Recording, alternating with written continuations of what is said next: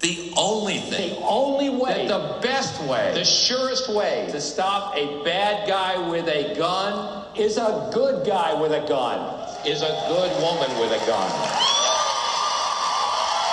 Good guys carrying guns can and do make a difference. The surest way to stop a bad guy with a gun is a good guy with a gun. Guns have long scared our children, corrupted our adults, and publicly silenced our government. Guns have become the voice of America, and the government is becoming more negligent by this predicament by the day. And in the last 10 days, we've had elderly black people killed in a supermarket in Buffalo. We've had Asian churchgoers killed in Southern California. And now we have children murdered at school. When are we going to do something?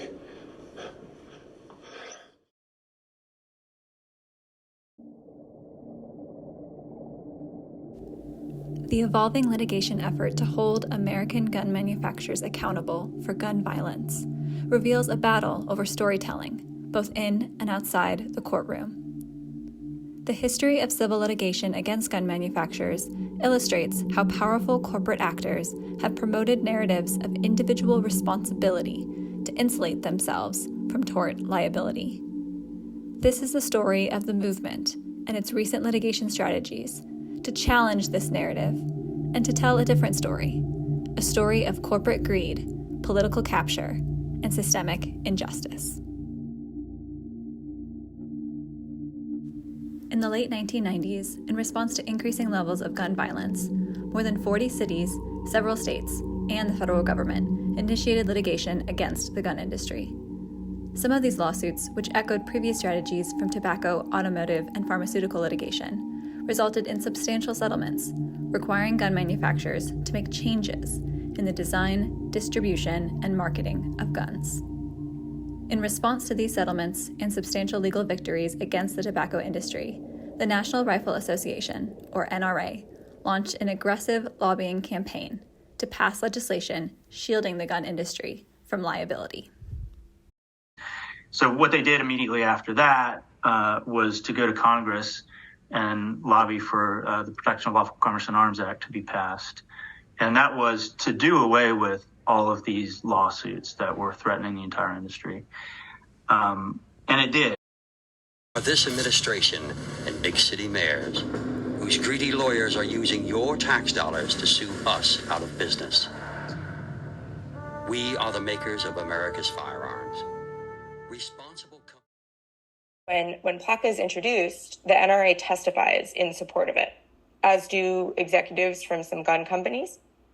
And in kind of a demonstration of how powerful the NRA was at that time, there are 300 co-sponsors to PLCAA. The NRA donated hundreds of thousands of dollars to lawmakers who voted yes on PLCAA.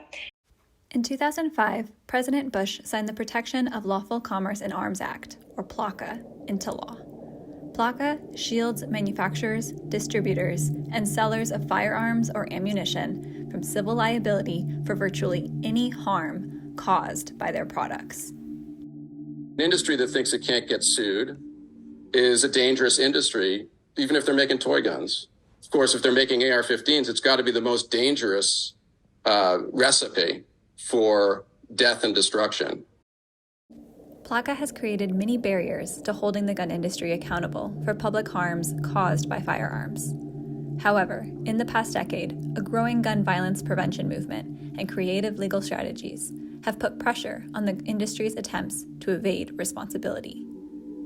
Two litigation efforts in particular have gained momentum: lawsuits under the predicate exception to the PLCAA and lawsuits against ghost gun manufacturers.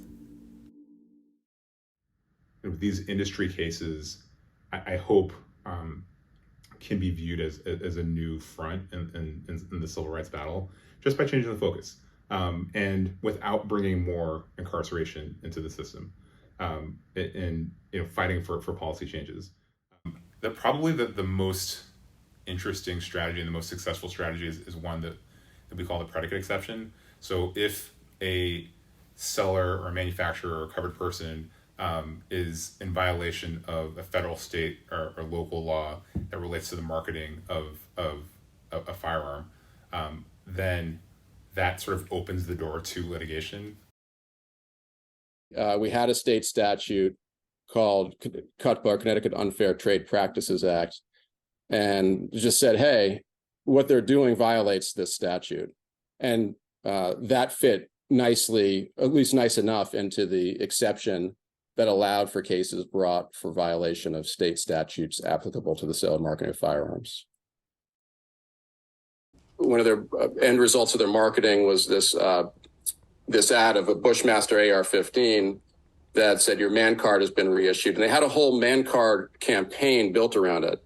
So what they were selling was a solution to problems for kids, effectively, teenagers, and they were selling this promise of masculinity in these lone gunman assaults.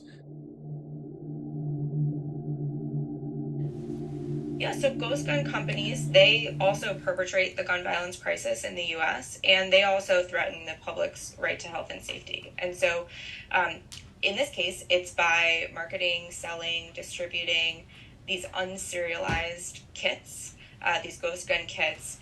And those practices, we would argue, and we are arguing in court now, intentionally undermine state and federal firearms laws because they're selling untraceable guns, and they're selling guns to buyers that don't undergo a background check.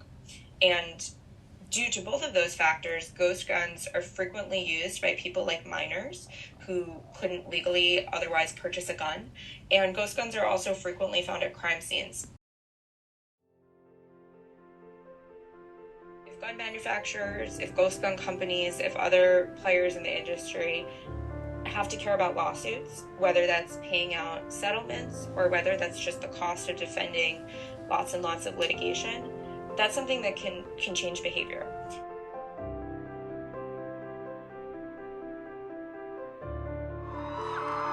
The new generation depends on our actions, and we must deliver them effectively and as one. We are the turn of this century. We are the voice for change. We are the pieces to fix what America is falling short on. Make it happen.